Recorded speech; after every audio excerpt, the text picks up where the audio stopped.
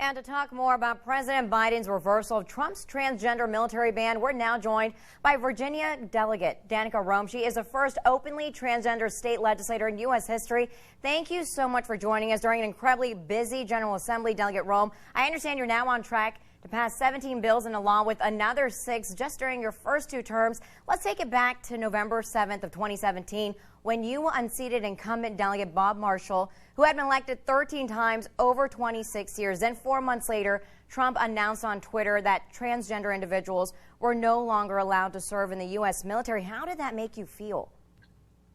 Well, just as a, any person running for office, understanding that Prince William County, where I serve here, is a very military-heavy county. And at the same time, we're also extremely diverse here. So we have people from all walks of life, including a lot of LGBTQ people who live in the second largest locality in Virginia. At the same time, we're also home to Quantico over on the eastern end of the county. I represent Western Prince William, but we still have a number of my constituents who commute to Quantico, who go to Fort Myer, who work at the DOD, who work at the CIA, who work in just defense in general. And so for anyone who is qualified and who is committed to serve their country enough to put their life on the line by actually participating in this line of work, for us to say that their services aren't welcome when we have shortages of interpreters, for example, where we have a number of readiness problems that would come with actually telling someone who's otherwise qualified that they're now out of a job.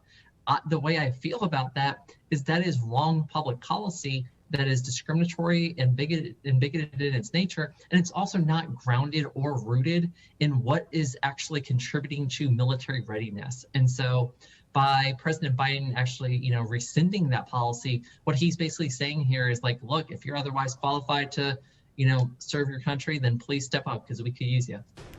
And our one-on-one interview with Delegate Roem continues right after this break.